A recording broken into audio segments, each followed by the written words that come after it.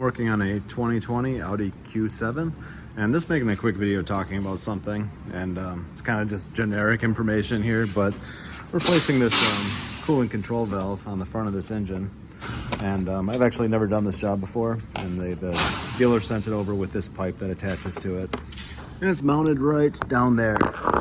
You can kind of see it. There's the vacuum pod itself. It was leaking coolant all over the front of the motor, and yeah, you can see that's that part of it. So it didn't look that difficult to do. Just looking at it this way, I figured I could pull this crossbar off and this air filter out of the way and a couple of these hoses, and I'd be able to get right down to it. But as I started doing it, I realized that there's basically no way I'm going to be able to sneak this out without pulling that cross pipe that goes to the intake manifolds on the side and pulling tons of stuff off the front of this thing, and it was getting pretty crazy. So at some point I decided that it makes more sense just to remove the front of the car, probably as the factory procedure would recommend. But yeah, of course I wanted to try that first just to see what I could do. But I feel like the amount of time that it took me between switching directions, you know, deciding that the way to do it would be removing the front end and pulling it into service position is kind of something that separates people that do well with flat rate and people that don't.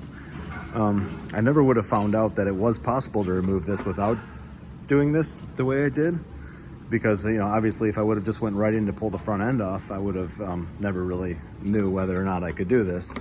And if I would have kept going this way and kept pulling cross pipes off and a bunch of other things and kept going that way, it would have taken me all day. So knowing when to change directions and just pull more stuff apart to get access to what you're trying to do is and how long it takes before you decide to do that is pretty crucial as far as making money at this trade.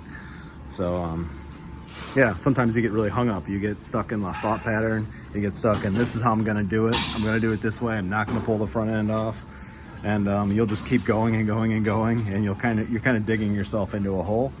And you know, I've had that happen tons of times. So a lot of times, like this one, I started yesterday evening. I started doing it that way, and it was frustrating me. So I just, you know, it was towards the end of the day anyways, went home, and then this morning I had a totally fresh take on it. I just look at the car and I'm like, you know, front end needs to come off, pull this into service position, and it's not going to be a big deal at all. So that's what I did.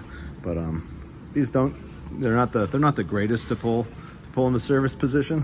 I already have it going back together again, as you can see, but a little bit more stuff than on a lot of the older models need to be removed, but it's not horrible. So that's it. Thanks for watching.